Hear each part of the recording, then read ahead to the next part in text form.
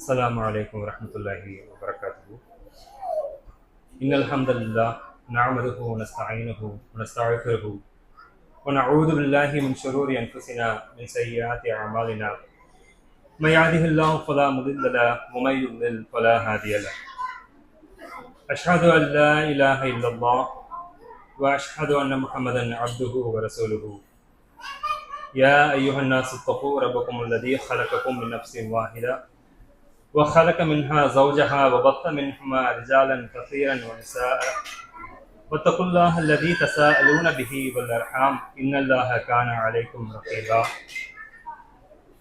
إن أصدق الحديث كتاب الله وأحسن الحدي حدي محمد وشر الأمور محدثاتها وكل محدثة بدعة وكل بدعة ضلالة وكل ضلالة في النار.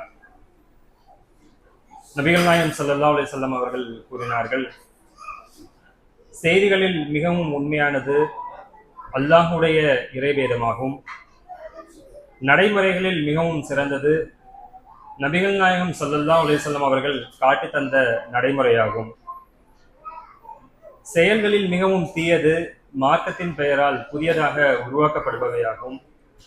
அவ்வாறு உருவாக்கப்படுபவை ஒவ்வொன்றும் பிதஅத்துகளாகும். அந்த பிதஅத்துகள் வழிகேடுகளாகும். அந்த வழிகேடுகள் நாளை நரகிற்கு இட்டு செல்லும் என்ற நபிகளாரின் எச்சரிக்கையை நினைவு கூர்ந்தவனாக எனது இந்த உரையை ஆரம்பம் செய்கின்றேன். எல்லாம் வல்ல ஏக இறைவரின் பேர் அருளால் நாம் அனைவரும் இந்த ரமலான் மாதத்தை அடைந்திருக்கிறோம். இந்த ரமலான் மாதத்தில் நம் அனைவரையுமே நுழைய செய்த அந்த ஏக இறைவனுக்கே எல்லா புகழும்.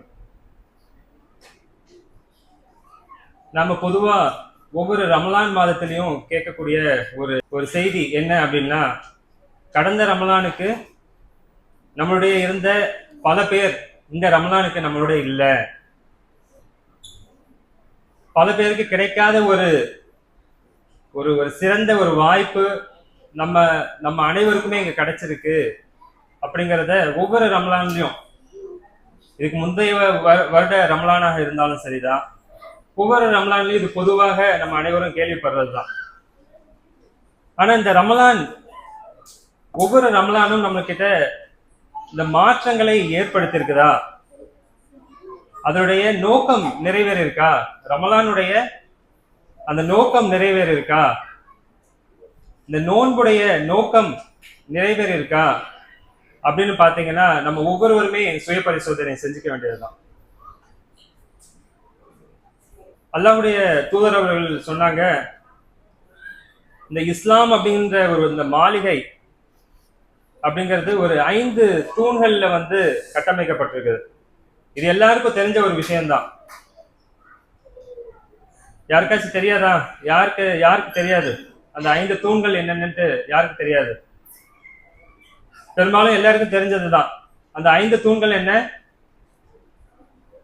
முதல்ல, அல்லாஹ்வை தவிர வணக்கத்திற்குரியவன் யாரும் இல்லை அப்படிங்கிறது. அடுத்தது, முகமது நபி ஸல்லல்லாஹு அலைஹி வஸல்லம் அவர்கள் இறைவனின் அடியாராகவும் தூதராகவும் இருக்கிறார்கள். அடுத்ததாக, தொழுகையை நிலைநாட்டுவது, ஜகாத்து கொடுப்பது, ஹஜ் செய்வது, மேலும் நோன்பு வைப்பது. இந்த கடமைகள் 5 முக்கியமான கடமைகளை நம்ம அனைவருமே தெரிஞ்சு வச்சிருக்கிறது தான். இதுல குறிப்பா இந்த ரமலான் மாதத்துல நம்ம இந்த நோன்புங்கிற ஒரு கடமையை நம்ம நிறைவேற்றக்கூடியவர்களாக இருக்கிறோம். பொதுவா ரமலான் வந்துட்டாலே நம்ம மக்கள்லாம் ரொம்ப சந்தோஷமாயிருவாங்க. என்னன்னா, விதவிதமா உணவு பலகாரம் எல்லாம் வீட்டுல செய்ய ஆரம்பிச்சிருவோம். சஹர் நேரத்திலயா சரிதான், அதே மாதிரி இஃப்தார் டைம்ல நோன்பு திறக்கக்கூடிய ஒரு நேரமாக இருந்தாலும் சரிதான். இப்பவே பல வீடுகள்ல ஷாப்பிங் எல்லாம் முடிச்ச குடும்பங்கள் நிறைய பேர் இருக்கலாம். இங்க புத்தாடைகள் அணிய முடியும், பெருநாள் வரும், சந்தோஷமா கொண்டாடலாம். பெருநாளைக்கு எத்தனையோ பேர் ஊருக்கு போகலாம் அப்படின்னு நிறைய பிளான் எல்லாம் போட்டு வச்சிருப்பாங்க. நிறைய பேர் இப்பவே ஊருக்கு போறதுக்கு டிக்கெட்ல கூட போட்டு வச்சிருப்பாங்க. இன்னும் ஒரு சிலரோட எண்ணங்கள் எப்படி இருக்கும் அப்படின்னு பாத்தீங்கன்னா, இந்த ரமலான்ல எப்படியாச்சும் வெயிட் லாஸ் பண்ணிடணும்.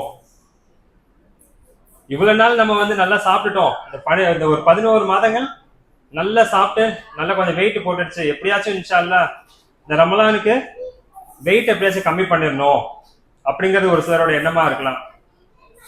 இங்க பாக்குற எவ்வளவு கூட்டம் இந்த இரவு தொழுகையில நம்ம இங்க பாக்குறோமோ, இதே அளவுக்கு கூட்டம் எங்க இருக்குன்னு பாத்தீங்கன்னா, முஸ்லிம்கள் அதிகமாக இருக்கிற அந்த பகுதிகள்லாம் நம்ம பார்த்தோம்னா, இந்த உணவு விடுதிகள்ல, ரெஸ்டாரண்ட்ல, குறிப்பா இந்த ராய்பேட்டா, ட்ரிப்ளிகேன் பகுதிகள் எல்லாம் பாத்தீங்கன்னா, இரவு முழுக்க நின்று வணங்குறாங்களோ இல்லையோ, ஆனா அந்த உணவு விடுதிகள்லயும், அந்த ஹோட்டல்லையும், ரெஸ்டாரண்ட்லயும், அந்த தெருக்கல்ல இருக்கிற அந்த உணவு விடுதிகள்ல பாத்தீங்கன்னா அவ்வளவு கூட்டம் இருக்கு, குறிப்பா இந்த ரமலான் மாதத்துல. அப்ப நம்ம ஒண்ணு என்ன புரிஞ்சுக்கணும் அப்படின்னு பாத்தீங்கன்னா, இந்த ரமலான், இந்த நோன்புங்கிறது நமக்கு எதற்காக கடமையாக்கப்பட்டிருக்கு, இதனுடைய நோக்கத்தை நம்ம முழுசாக புரிஞ்சுக்கிட்டோமா? அப்படி புரிஞ்சுக்கலன்னா நம்ம இந்த ரமலானுடைய பயன்கள் எதையுமே நம்மளால அடைந்து கொள்ள முடியாது. நம்ம புகாரில கொஞ்சம் அமைதியா இருங்க, பெண்கள் பகுதியில கொஞ்சம் அமைதியா இருங்க, குழந்தைகளை கொஞ்சம் அமைதியா இருக்க சொல்லுங்க. ஏற்கனவே சொன்ன மாதிரி இந்த தொடர் உரையினோட இறுதியில 5வது நாள்ல கேள்விகள் கேட்கப்படும். நீங்க இந்த பயானை வந்து நீங்க ஒழுங்கா கேட்டீங்கன்னா தான் நீங்க அந்த கேள்விகளுக்கு பதில் சொல்ல முடியும். அதனால குழந்தைகள் அமைதியா இருங்க, பெண்கள் பகுதியில கொஞ்சம் அமைதியா இருங்க. நபிகள் நாயகம் ஸல்லல்லாஹு அலைஹி வஸல்லம் அவர்கள் கூறியதாக புகாரியின் முதல் ஹதீஸ், பதிவு செய்யப்பட்ட முதல் ஹதீஸ் யாருக்கு தெரியும்?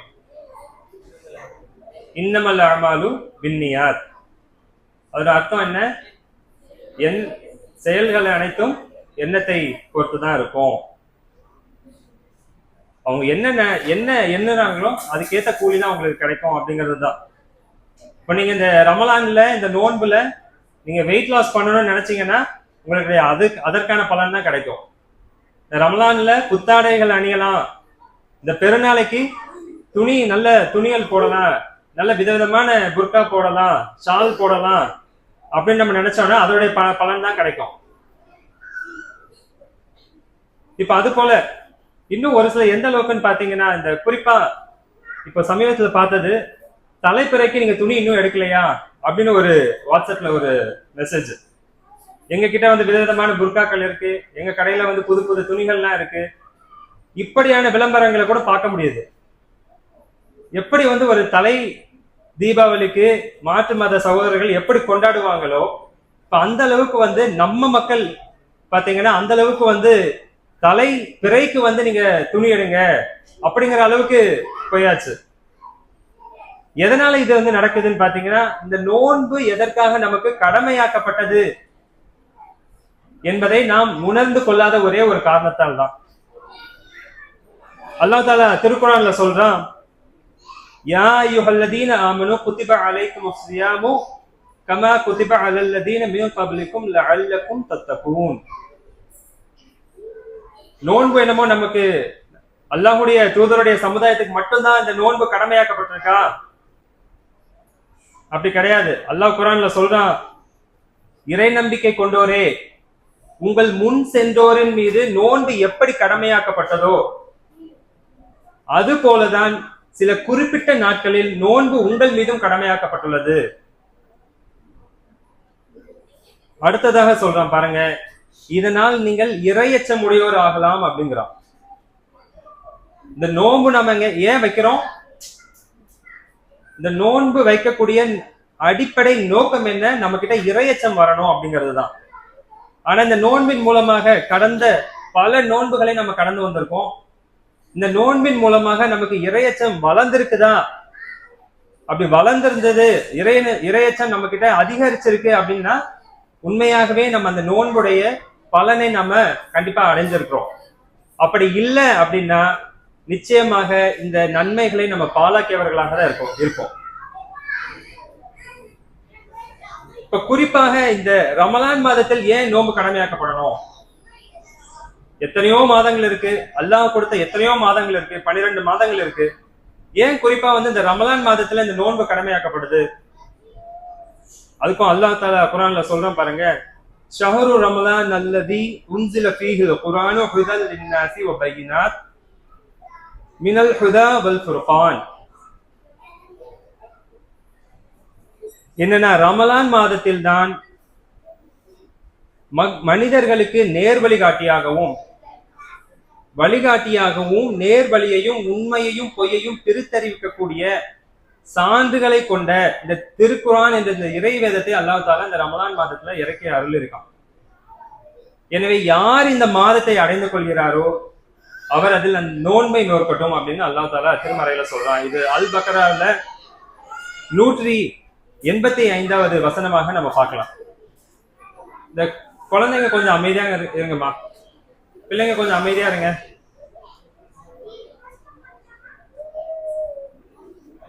அப்ப நம்ம பார்க்கலாம், இந்த ரமலான் எதனால சிறப்பிக்கப்பட்டது அப்படின்னா, இந்த ரமலான் மாதத்தில் அல்லாஹ் தஆலா இந்த திருக்குரானை இறக்கி இருக்கான். அதனாலதான் இந்த மாதம் சிறப்பிக்கப்பட்டிருக்கு. அதனாலதான் அல்லாஹ் தஆலா சொல்றான், யார் இந்த மாதத்தை அடைந்து கொள்கிறாரோ அவர் நோன்பு நோக்கட்டும் அப்படின்ட்டு.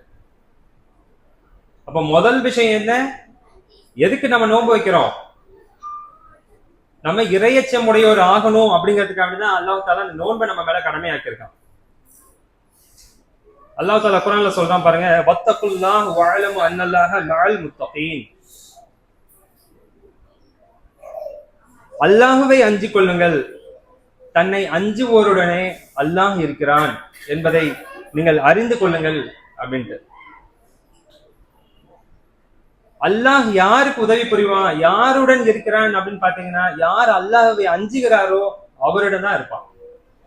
அப்ப நம்ம நோன்பு வைக்கிறது எதற்காக அப்படிங்கறத நம்ம நல்ல ஆழமாக நம்ம புரிஞ்சுக்கணும். இப்ப நம்ம நோன்பு வைக்கிறது நம்ம முன்னாடி சொன்ன காரணங்கள் மாதிரி நம்ம இந்த நோன்புல நல்ல விதவிதமான உணவுகள் சாப்பிடலாம், சஹருக்கு நல்ல சாப்பாடுகள் சாப்பிடலாம், இல்லாட்டி இஃப்தார் டைம்ல வந்து நல்ல உணவுகள் சாப்பிடலாம். அப்படிங்கிறது அது நம்மளுடைய எண்ணமாக இருந்தால் அல்லாஹ் நம்மளிடமிருந்து தூரமா தான் போயிடுவான். அல்லாஹ் நம்ம கூட இருக்கணும் அப்படின்னா நம்ம இறையச்சம் உடையவராக இருந்தால் மட்டும்தான் அல்லாஹுடைய அந்த நெருக்கத்தை நம்மளால பெற முடியும். இந்த நம்ம பார்த்தோம், இந்த குர்ஆன் இறக்கப்பட்டதுன்னு நம்ம பார்த்தோம். இந்த அல் பக்ராவுடைய அந்த முதல் 2 வசனங்கள், அலிஃப் லாம் மீம் ஸாலிகல் கிதாபு லா ரைப ஃபீஹி ஹுதல் லில் முத்தகீன். இது வேதமாகும், இதில் எந்தவித சந்தேகமும் இல்லை. இது யாருக்கு நேர்வழி காட்டும் தெரியுமா? இறையச்சம் உடையவருக்கு மட்டும்தான் நேர்வழி காட்டும். அப்போ நம்ம வந்து குர்ஆன் ஓதுறோம், நம்ம டெய்லி நம்ம குர்ஆனை வந்து நம்ம ஒவ்வொரு தொழுகையிலையும் நம்ம ஓதுறோம். அதோடைய பொருள் உணர்ந்து நம்ம ஓதுறோமா? எத்தனை பேருக்கு நம்மளுக்கு வந்து நமக்கு தினசரி ஓதக்கூடிய சூரத்துல் ஃபாத்திஹாவா இருக்கட்டும், முன்ன பிற சின்ன சின்ன சூறாக்களா இருக்கட்டும், இல்லை நம்ம வந்து எவ்வளவு நேரம் வந்து அந்த பொருள் உணர்ந்து நம்ம வந்து அதை ஓதுறோங்கிறத நம்ம சிந்திச்சு பார்க்கணும். அப்ப இந்த திருக்குர்ஆனுங்கிறது யாருக்கு நேர்வழி காட்டும்? இறையச்சம் யாருக்கு இருக்கும் அவங்களுக்கு தான் நேர்வழி காட்டும். அப்ப அடிப்படை நோக்கம் என்ன? இந்த நோன்பு வைப்பதன் நோக்கம் நமக்கு இறையச்சம் வரணும். இந்த திருக்குர்ஆன் இறக்கப்பட்டதுனாலதான் இந்த ரமலான் மாதம் சிறப்பிக்கப்பட்டிருக்கு. இஸ்லாத்துல 4 மாதங்கள் புனித மாதங்கள்னு சொல்லப்பட்டிருக்கு. ஆனா அதுல ரமலான் ஒண்ணு கிடையாது. நம்ம ஹதீஸ் வந்து பார்க்கலாம், குர்ஆன்ல வந்து அல்லாஹ் தஆலா குர்ஆன்லயே சொல்றான், 4 மாதங்கள் நான் புனித மாதங்களா ஆக்கியிருக்கேன், அதுல வந்து நீங்க போர் செய்வது தடை செய்யப்பட்டிருக்குது அப்படின்னு அல்லாஹ் தஆலா சொல்றான். அந்த மாதங்கள் என்னென்னு பாத்தீங்கன்னா அதுல வந்து ரமலான் கிடையாது. துல்கஅதா, துல்ஹஜ், முஹர்ரம், அதுக்கப்புறம் ரஜப். அப்போ இந்த ரமலானுடைய சிறப்பு எதுல இருக்கு? இந்த திருக்குர்ஆன் இறக்கப்பட்டதுனால இந்த ரமலான் வந்து சிறப்பாக்கப்பட்டிருக்கு. அதனாலதான் இந்த மாதத்துல நோன்பு கடமையாக்கப்பட்டிருக்கிறதுல நம்ம தெரிஞ்சு வச்சுக்கணும். அதே மாதிரி இந்த திருக்குர்ஆன் யாருக்கு நேர்வழி காட்டும்? அந்த இறையச்சம் உடையவருக்கு மட்டும்தான் நேர்வழி காட்டும்ங்கிறத நம்ம தெளிவா புரிஞ்சுக்கணும்.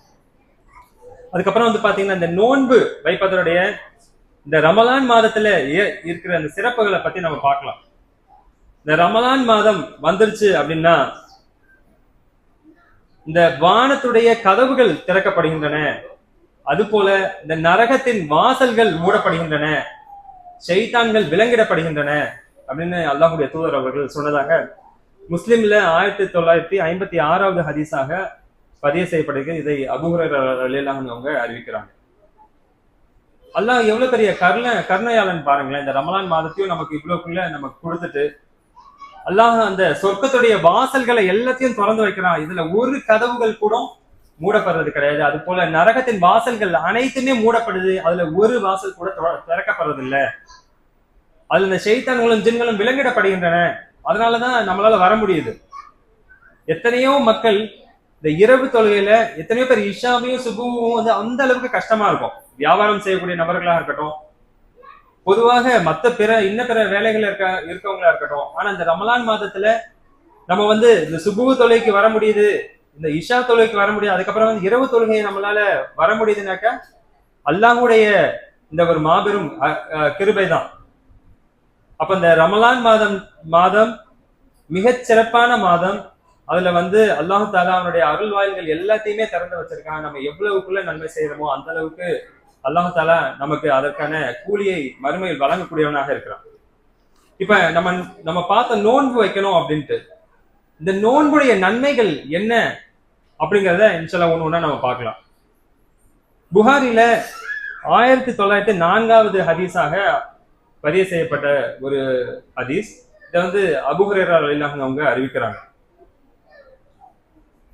மனிதர்கள் செய்யக்கூடிய அனைத்து செயல்களும், என்னென்ன அமல்கள் செய்யறான், என்னென்ன செயல்கள் செய்யறானோ அது எல்லாமே அவனுக்குரியது, நோன்பை தவிர. நோன்புங்கிறது எனக்கானதுன்னு சொல்லிட்டு அல்லாஹ் தாலா சொல்றான். அதற்கான நற்பலன்களை, அந்த கூலியை நானே வழங்குவேன்னு சொல்றான். ஏன் இப்படி சொல்லணும்? இப்ப நீங்க ஒரு மத்த வணக்கங்களா இருக்கட்டும், மற்ற செயல்களா இருக்கட்டும், நல்ல காரியங்களாக இருக்கட்டும், நீங்க வந்து தொழுறீங்கன்னாக்கா பாப்பாங்க, பார்த்துட்டு இவர் நல்ல வணக்கசாலி, இவரு ரொம்ப சாலையான மனிதர், இவரு எப்பவுமே பள்ளியோட தொடர்புலயே இருக்காரு அப்படின்னு மக்கள் புகழுவாங்க. அது மாதிரி ஒரு தான தர்மங்கள் செய்யறாரு, பாக்குறாங்க, இவர் பெரிய கொடைவல்லல்பா, இவரு அடிச்சுக்கிறதுக்கு ஆளே கிடையாது, இவர் மக்களுக்கு எல்லாம் வாரி வாரி வழங்குவாரு. இப்படி மக்கள் கிட்ட வந்து புகழை சம்பாதிச்சிடலாம், பேரை சம்பாதிச்சிடலாம். இப்ப நோன்பு வைத்திருக்கிறத யாராச்சும் கண்டுபிடிக்க முடியுமா? இப்ப நம்ம மற்ற நாட்கள் எல்லாமே வந்து பாத்தீங்கன்னா, குறிப்பா அதுவும் இப்ப இந்த மார்ச் மாசம் வந்தாச்சு, இந்த வெயில் காலம், கோடை காலம் வந்துருச்சு. நம்ம தாகத்துல இருக்கும்போது எப்படி வீட்டுக்கு வந்த உடனே அவசர அவசரமா போயிட்டு தண்ணி குடிப்போம். நோன்பு காலத்துல நம்ம வந்து அந்த தண்ணியை குடிக்கிறோமா பாத்தீங்களா? எவ்வளவு கோடை காலமாக இருந்தாலும் சரிதான், அந்த பசியை நம்ம தாங்கிக்கிறோம், அந்த தாகத்தை நம்ம தாங்கிக்கிறோம். எதனால? அல்லாஹ்வுடைய அந்த இறையச்சத்தினாலதான். யாராச்சும் நம்ம பார்த்தாங்களா? மத்தவங்க யாராச்சும் பார்த்தாங்களா? ஒரு ரூம்ல இருக்கீங்க, உங்க வீட்டுல இருக்கீங்க, இருந்தாலும் நம்ம ஏன் வந்து அந்த தண்ணியை குடிக்கிறது இல்லை, அந்த உணவை நம்ம சாப்பிடுறது இல்லை பசிச்சாலும்? அப்ப வந்து அந்த நோன்புங்கிறது எனக்கான ஒரு அமல், அதுக்கான கூலியை நானே கொடுப்பேங்கிறான். மேலும் இந்த நோன்பு வந்து பாத்தீங்கன்னா ஒரு கேடயம் அப்படின்னு நபிகள் நாயகம் ஸல்லல்லாஹு அலைஹி வஸல்லம் சொல்றாங்க. ஒரு கேடயம் எப்படி ஒரு போர்ல எப்படி பயன்படும்? ஒரு எதிரி ஒரு அம்பால தாக்குனாலும் சரி, ஒரு ஈட்டியால தாக்குனாலும் சரி, ஒரு வாள் வீச்சாக இருந்தாலும் சரி, எப்படி ஒரு மனிதனை, ஒரு வீரரை அந்த கேடயம் வந்து இந்த ஒரு போர்ல வந்து காப்பாத்துமோ, அதன் மாதிரி இந்த நோன்புங்கிறது நம்ம மனிதர்களை இந்த பாவத்திலிருந்து காக்கக்கூடிய ஒரு கேடயமாக இருக்குது அப்படின்னு நபிகள் நாயகம் ஸல்லல்லாஹு அலைஹி வஸல்லம் சொல்றாங்க. அடுத்ததாக வந்து பாத்தீங்கன்னா, யார் ஒருத்தர் இந்த நோன்பை வச்சுக்கிட்டு இந்த கெட்ட பேச்சுக்கள் எல்லாம் பேசுறாங்க பாத்தீங்களா, அதெல்லாமே வந்து தவிர்த்துக்கணும் அப்படிங்கிறாங்க. இந்த கெட்ட பேச்சுக்கள் யாரும் பேசாதீங்க நோன்பு வச்சுட்டு. கூச்சலிட்டு வீண் சச்சரவுகள்ல நீங்க ஈடுபடாதீங்க. யாராவது ஒருவர் உங்ககிட்ட வீம்புக்குன்னு சண்டைக்கு வந்தாலும் சரிதான், யாராச்சும் உங்களை திட்டுனாலும் சரிதான், நீங்க வந்து பொறுமையா இருங்க, அவங்க கிட்ட நான் நோன்பாளின்னு நீங்க சொல்லுங்க அப்படின்னு நபிகள் நாயகம் ஸல்லல்லாஹு அலைஹி வஸல்லம் சொல்றாங்க. இது மட்டும் இல்ல, அல்லாஹ் தாலாவுடைய தூதர் எப்படி சொல்றாங்க பாருங்க, என்னுடைய இந்த முகம்மதின் உயிர் யாருடைய கைவசம் இருக்கிறதோ அந்த அல்லாஹ்வின் மீது ஆணையாக இந்த நோன்பாளியின் வாயிலிருந்து இந்த வீசக்கூடிய இந்த வாடை இருக்குதுல்ல, அது அல்லாஹ்விடத்துல கஸ்தூரியின் மனத்தை போல ஒப்பானது அப்படிங்கிறாங்க. நம்ம நோன்பு வச்சுட்டு காலையில இருந்து நோன்பு வச்சுட்டு மாலை வரைக்கும் ஒரு 12 மணி நேரம் 14 மணி நேரத்துக்கு மேலாக நம்ம ஒரு தண்ணி குடிக்காம உணவு சாப்பிடாம இருக்கிற நேரத்துல சில நேரங்கள்ல நமக்கே அந்த வாடை பொறுக்க முடியாது. ஆனா அல்லாஹ் எந்த அளவுக்கு அந்த நோன்பாளியை நேசிக்கிறாங்கிறத பாருங்களேன். எந்த அளவுக்கு இந்த நோன்பாளின் மீது அந்த அளவுக்கு அன்பு வச்சிருக்கான்றத பாருங்க. நம்மளுடைய மனைவியாக இருந்தாலும் சரி, நம்ம குழந்தைகளாக இருந்தாலும் சரி, நம்ம அவங்க கிட்ட பேசியிருந்தாலே ஒரு அடி தள்ளி போய் நின்றுதான் பேசுவாங்க. அந்த அளவுக்கு இருக்கும். அது வெறும் வாயில இருந்து வர வாடை இல்லை, நம்ம வயிறு காலியா இருக்குங்கிறதுனால அதுல இருந்து வர வாடை அது மாதிரி இருக்கு. ஆனா அல்லாஹ் இடத்துல அது எந்த அளவுக்கு அல்லாஹ் நேசிக்கிறாங்கிறத பாருங்க. அப்ப அல்லாஹ் எந்த அளவுக்கு கருணையாளங்கிறத நீங்க நம்ம சிந்திச்சு பார்க்கணும். அதுக்கப்புறமா அடுத்ததாக அந்த ஹதீஸ்லயே நம்ம தொடர்ச்சியா பார்க்கலாம். நோன்பாளிக்கு 2 மகிழ்ச்சிகள் இருக்கு. ஒண்ணு, அவர் நோன்பு திறக்கும் போது. இரண்டாவது, மறுமையில் அல்லாஹ்வை சந்திக்கும் போது, அந்த நோன்பாளியாக சந்திக்கிறான் பாத்தீங்களா, அந்த நேரத்துல அவருக்கு 2 மகிழ்ச்சிகள் இருக்குன்னு சொல்லிட்டு நபிகள் ஸல்லல்லாஹு அலைஹி வஸல்லம் சொல்றாங்க. அல்லாஹ் எந்த அளவுக்கு மனிதர்கள் மேல நோன்பாளியின், குறிப்பாக அந்த நோன்பாளியின் மேல எந்த அளவுக்கு அன்பு வச்சிருக்கான்னு பாருங்க. ஆனா நம்ம இந்த நோன்பு நோக்கிறது அதோடைய எண்ணம் என்னவா இருக்கணும். அப்ப எந்த அளவுக்கு நம்ம இறையச்சம் உடையவர்களாக இந்த ரமலான் மாதத்துல நம்மளுடைய அமல்களை நம்ம செயல்படுத்துறோம். நம்ம இந்த நோன்பை எந்த அளவுக்கு நம்ம நோக்கிறோம், எவ்வளவு இறையச்சத்தோட நம்ம இருக்கிறோங்கிறத நம்ம ஒவ்வொரு கணமும் நம்ம சிந்திச்சு பார்க்க வேண்டியவங்களா இருக்கோம். அடுத்ததாக நம்ம இன்னொரு ஹதீஸ்ல பார்க்கலாம். புகாரில பதிவு செய்யப்பட்ட ஒரு ஹதீஸ், 1894 ஹதீஸாக, நோன்பாளி தன்னுடைய பானத்தையும் உணவையும் மேலும் இச்சையையும் விட்டு விடுகின்றான். நோன்பு எனக்குரியது, எனவே நானே கூலி கொடுப்பேன்னு சொல்லிட்டு ஒரு நன்மை என்பது அது போன்ற 10 மடங்கான நன்மையாக இருக்கும் அப்படின்ட்டு. அப்ப அல்லாஹ் இந்த 10 மடங்குங்கிறது இன்னும் ஒரு சில ஹதீஸ்ல பாத்தீங்கன்னா இன்னும் அதிகப்படியாக 700 மடங்கு வரைக்கும் கூட அல்லாஹ் தஆலா நன்மைகளை பெருக்கி கொடுக்கக்கூடியவனாக இருக்கிறான். ஒவ்வொரு நன்மை செஞ்சா ஒண்ணுதானங்க கிடைக்கணும். ஆனா அல்லாஹ் தஆலா சொல்ற பல மடங்குகளாக உங்களுக்கு கொடுக்குறேங்கிறான். எதனால? நம்ம அல்லாஹ் மேல வைக்கிற அந்த இறை அச்சத்தினாலதான். நம்ம இந்த இறை அச்சத்தை நம்ம எதுக்கு திருப்பி திருப்பி சொல்லணும் அப்படின்னா, ஒரு உதாரணமா சொல்லணும்னா, ஒரு நாட்டுல ஒரு சட்டம் இருக்கு, ஒரு டிராபிக் போலீஸ் எடுத்துக்கோங்க, ஒரு டிராபிக் ரூல் இருக்குன்னு எடுத்துக்கோங்க. எத்தனை பேரு டிராபிக் போலீஸ் இல்லைன்னா அந்த ரூலை நம்ம ஃபாலோ பண்ணுவோம்? ஹெல்மெட் போட்டுட்டு போகணும், அது உங்களுடைய உயிருக்கு பாதுகாப்புன்னு சொல்றாங்க. எத்தனை பேரு டிராபிக் போலீஸ் இல்லைன்னா கூட நாங்க ஹெல்மெட் போட்டு போவோம், இல்லாட்டி நாங்க சிக்னலை கரெக்டா நம்ம ஃபாலோ பண்ணுவோம் அப்படின்னு எத்தனை பேர் நம்ம சொல்லுவோம்? சட்டங்கள் இருக்கு, அதுக்கு தண்டனைகள்னு ஒண்ணு இருக்கு. ஆனா நம்ம அதை ஃபாலோ பண்றோமா? அதை கண்காணிக்கக்கூடிய ஒரு ஆள் இல்லைன்னா நம்ம அதை பின்பற்றுறோமா? நாட்டுல குற்றங்கள் நடக்குது, பல குற்றங்கள் நடக்குது, கொலை குற்றங்கள் நடக்குது, கற்பழிப்புகள் நடக்குது, இன்னும் பல குற்றங்கள் நடக்குது. இந்த குற்றங்கள் எல்லாமே குறைஞ்சிருச்சா? அந்த நாட்டுல சட்டங்கள் இருக்கு, தண்டனை கொடுக்கப்படுது. ஒரு திருடன் ஜெயிலுக்கு போறான், அவன் வரும்போது திருந்தி வரானா? ஏன் திருந்தி வரதில்லை அப்படின்னா, இந்த தண்டனைகள் அந்த அளவுக்கு கடுமையானதாக இல்லை. இங்க விட அரபு நாடுகள்ல, இஸ்லாமிய சட்டங்கள் ஃபாலோ பண்ணக்கூடிய அந்த நாடுகள்ல இந்த மாதிரியான குற்றங்கள் கம்மியா இருக்கு. எதனாலன்னா இந்த தண்டனைகளுக்கு குறித்த அந்த அச்சம். அப்ப நாளை மறுமையில அல்லாஹ் தஆலா கேள்வி கணக்கு கேட்பான், நம்மளை தண்டிக்க கூடியவனாக இருக்கிறான் அப்படிங்கிற அந்த இறை அச்சம் இருந்தா மட்டும்தான் நம்ம செய்யக்கூடிய ஒவ்வொரு செயலையுமே நம்ம கரெக்டா இருக்க முடியும், நம்ம பாவங்கள்ல இருந்து விலகி இருக்க முடியும். அதுக்கப்புறம் தொடர்ச்சியா நம்ம பார்க்கலாம். அபூ ஹுரைரா ரலியல்லாஹு அன்ஹு அவங்க அறிவிக்கிறாங்க, இது புகாரில 38வது ஹதீஸாக வருது. யார் நம்பிக்கை கொண்டவராகவும் நன்மையை எதிர்பார்த்தவராகவும் ரமலான் மாதத்தில் நோன்பு வைக்கிறாரோ அவருடைய முன் பாவங்கள் எல்லாமே மன்னிக்கப்படுங்கிறாங்க. எதுக்குங்க நம்ம டெய்லியும் நம்ம தொழுது என்ன துவா கேட்கிறோம்? முதல்ல, யா அல்லாஹ் என்னுடைய பாவத்தை மன்னிச்சிரு, யா அல்லாஹ் நான் தெரிஞ்சு செஞ்ச பாவத்தை தெரியாம செஞ்ச பாவத்தை மன்னிச்சிருந்தானங்க கேட்கிறோம். அதுதானே முதன்மையான நம்ம துவால கேட்கிறோம். மற்ற எல்லா விஷயங்களுக்கு முன்னாடி நம்ம கேட்கக்கூடிய ஒரு விஷயம் என்ன? யா அல்லாஹ் என்னுடைய பாவத்தை மன்னிச்சிரு அப்படின்ட்டு. அப்போ அல்லாஹ் என்ன பண்றான்? யார் நம்பிக்கை கொண்டவராகவும் நன்மையை எதிர்பார்த்தவராகவும் யார் இந்த ரமலான் மாதத்துல நோன்பு வைக்கிறாரோ அவருடைய முன் பாவங்கள் முந்தைய பாவங்கள் அனைத்தும் மன்னிக்கப்படுங்கிறாங்க. இதுதானே நமக்கு வேணும். மேலும் பாருங்க, அல்லாஹ்வின் மீதும் அவருடைய தூதரின் மீதும் நம்பிக்கை கொண்டு தொழுகையை நிலைநிறுத்தி யார் இந்த ரமலான் மாதத்தில் நோன்பு வைக்கிறாரோ அவருக்கு சுவனத்தை புகச் செய்வது, அவரை சுவனத்தில் புகச் செய்வது அல்லாஹ்வின் மீது கடமையாகி விட்டதுங்கிறாங்க. நம்ம துவாக்கல்ல கேட்கறது முதல்ல என்னவா இருக்கும்? யா அல்லாஹ் என்னுடைய பாவங்களை மன்னிச்சிரு யா அல்லாஹ். அடுத்ததாக யா அல்லாஹ் எனக்கு சொர்க்கத்துக்குடைய யா அல்லாஹ்னு தான் கேட்கிறோம். ஆனா இந்த ரமலான் மாதத்துல அது ரொம்ப எளிதாக நமக்கு கிடைக்குது. அல்லாஹ்வின் மீது நம்பிக்கை வச்சு அல்லாஹ்வுடைய தூதரை நம்பிட்டு இந்த தொழுகையை நிலைநிறுத்தி யார் ரமலான் மாதத்துல நோன்பு வைக்கிறாரோ அவருக்கு சுவனத்தில் புகை செய்வது அல்லாஹ்வின் மீது கடமையாகி விட்டது. இதுக்கு மேல வேற என்ன வேணும் நமக்கு? ஆனா நம்ம இதை புரிஞ்சுக்கிட்டோமா? இதை நம்ம வாழ்க்கையில நடைமுறைப்படுத்துறோமா? நம்மளுடைய இந்த ரமலான் மாதத்துல இல்லை கடந்த ரமலான் மாதத்துல இதை நம்ம நடைமுறைப்படுத்தியிருக்கோமா?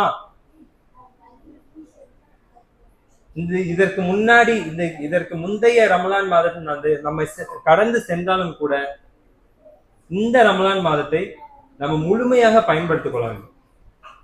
அடுத்ததாக பாருங்க, அல்லாஹ்வின் பாதையில் யார் ஒருவர் ஒரு நாள் நோன்பு வைக்கிறாரோ அவருடைய முகத்தை 70 ஆண்டுகள் 70 பயண தூர ஆண்டுகள் நரகத்திலிருந்து தூரமாக்க வைக்கிறார் என்ற அல்லாஹ். நம்ம தொழுகைக்கு அப்புறம் துவா கேட்கறது, அழுது துவா கேட்கறது, பாவங்களை மன்னிச்சிரியா அல்லாஹ், யாரெல்லாம் எனக்கு சொர்க்கத்துக்குடைய அல்லாஹ், யாரெல்லாம் நரகத்துல இருந்து என்ன பாதுகாப்பாயாக அல்லாஹ், இதை தானே கேட்கிறோம். இந்த ரமலான் மாதத்துல அது ரொம்ப எளிதாக கிடைக்குது. ஒரு நாள் நம்ம நோன்பு வச்சா கூட அல்லாஹ்வின் பாதையில நம்ம நோன்பு வைக்கிறோம் அப்படின்னா 70 ஆண்டு கால தூரங்கள் அளவுக்கு நரகத்திலிருந்து அவருடைய முகம் தூரமாக்கப்படும் அப்படிங்கிறாங்க. அப்ப இந்த ரமலான் முழுக்க நம்ம நோன்பு வச்சு இறையச்சத்தோட நம்ம வணக்க வழிபாடுகளில் ஈடுபட்டாக்க அல்லாஹ் நம்மளுடைய பாவங்களை மன்னிக்கக்கூடியவனாக இருக்கிறான், நம்மளை சொர்க்கத்தில புகை செய்யக்கூடியவனாக இருக்கிறான், நம்மளை நரகத்திலிருந்து நம்மளை பாதுகாக்கக்கூடியவனாக இருக்கிறான். அடுத்ததா பாருங்க, இதுக்கப்புறமா அல்லாஹ் தஆலா அந்த சொர்க்கத்துல நுழைய வைக்கிறதுக்குன்னு பாருங்க எப்படி ஒரு ஸ்பெஷல் ப்ரிவிலேஜ் பாருங்க நோன்பாளிகளுக்கு. எப்படி நம்ம இந்த ஏர்போர்ட்டுக்கு போனவங்களுக்கு தெரியும், செக்இன் பண்றப்ப இந்த விஐபிகளுக்கு மட்டும் ஒரு ஸ்பெஷல் ப்ரிவிலேஜ், அவங்களுக்குன்னு ஒரு தனியா கேட் வச்சிருப்பாங்க, இந்த ஃபர்ஸ்ட் கிளாஸ்க்குன்னு ஒரு தனியா ஒரு கேட் வச்சிருப்பாங்க. அந்த மாதிரி நோன்பாளிகளுக்கு பாத்தீங்கன்னா அந்த 8 வாயில்கள் இருக்கு, 8 வாயில்கள் இருக்கு சொர்க்கத்துக்கு. அதுல ரையானுங்கிற அந்த வாயில் வழியாக அந்த நோன்பாளிகள் அழைக்கப்படுவாங்க. அந்த கேட் யாருக்குதான்? நோன்பாளிகளுக்கு மட்டும்தான். அப்ப என்ன ஒரு ஸ்பெஷல் ப்ரிவிலேஜ் பாருங்க. அல்லாஹ் முதல்ல என்ன சொல்ல, இந்த நோன்புங்கிறது எடக்கானதுங்கிறான். இந்த நோன்பாளிகளுக்கு நான் ஸ்பெஷலா ஒரு வாசலே வச்சிருக்கேன், சொர்க்கத்துக்கு ஒரு வாசலே வச்சிருக்கேங்கிறான். அப்ப எந்த அளவுக்கு அல்லாஹ் தஆலா நமக்கு நன்மைகளை அதிகமாக வாரி வழங்கக்கூடியவனாக இருக்கிறான்றதை பார்த்துக்கோங்க இந்த ரமலான்ல. அப்ப நம்ம எந்த அளவுக்கு நம்ம இந்த பயன்படுத்திக்கணும். மேலும் பாருங்க, இந்த ரமலான் யாருக்கு பயனளிக்காதுன்னு அப்படின்னு பாத்தீங்கன்னா, யார் பொய்யான பேச்சுக்களையும் யார் பொய்யான செயல்களையும் நடவடிக்கைகளையும் யார் செஞ்சிட்டு இருக்காங்களோ, நோன்பு வச்சுட்டோம் யாரு பொய் சொல்றான், யார் நடிச்சிட்டு இருக்கான், பொய்யான நடவடிக்கைகள்ல யார் ஈடுபடுறாங்களோ அவர் சாப்பிடாம இருக்கிறதுலயோ இல்லாட்டி எதுவுமே தண்ணி குடிக்காம தாகத்துல இருக்கிறது அல்லாஹ்வுக்கு எந்த ஒரு தேவையும் இல்லை அப்படின்னு நபிகள் நாயகம் ஸல்லல்லாஹு அலைஹி வஸல்லம் சொல்றாங்க. நம்ம காலையில இருந்து மாலை வரைக்கும் நம்ம ஏன்னா மற்ற நாட்களை விட நோன்பு நேரத்துல இன்னும் நம்ம ரொம்ப சீக்கிரமா நம்ம எழுந்துக்கிறோம், சக நேரத்துக்கு நம்ம எழுந்துக்கிறோம், சாப்பிடுறோம். கஷ்டப்பட்ட பெண்கள் நைட்டு ரொம்ப லேட்டா தூங்குறாங்க, அவங்க உணவு தயாரிக்கிறாங்க, காலையில எழுந்துக்கிறாங்க. இதெல்லாம் செஞ்சுட்டு நம்ம சகர் வைக்கிறோம். இந்த வெயில் காலத்திலேயே நம்ம நோன்பு வைக்கிறோம். இந்த நோன்பு வச்சுக்கணும். யாருக்கு இந்த பலன்கள் கிடைக்காதுன்னா, யார் பொய்யான பேச்சுக்களை யாரு விடலையோ, யார் பொய்யான நடவடிக்கைகளை யாரு விடலையோ அவருக்கு இந்த நோன்பு கண்டிப்பாக பலன் அளிக்காது. அல்லாஹ்வுக்கு எந்த ஒரு தேவையுமே இல்லைங்கிறாங்க. மேலும் பாருங்க எந்த அளவுக்கு நபிகள் நாயகம் ஸல்லல்லாஹு அலைஹி வஸல்லம் எச்சரிச்சிருக்காங்கன்னு பாருங்க. இது திர்மிதில 3468வது ஹதீஸா பதியப்பட்டது. அபூ ஹுரைரா ரலியல்லாஹு அன்ஹு தான் அறிவிக்கிறாங்க. யார் ஒருவர் ரமலான் மாதத்தை அடைந்து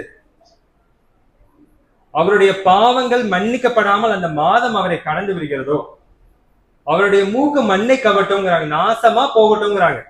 அதுக்கு லிட்டரலா அதான் மீனிங், அதான் அதுக்கு அதான பொருள். அப்ப எந்த அளவுக்கு அப்ப இந்த மாதத்துல நம்ம அடைஞ்சிட்டோம் அல்ஹம்துலில்லாஹ்.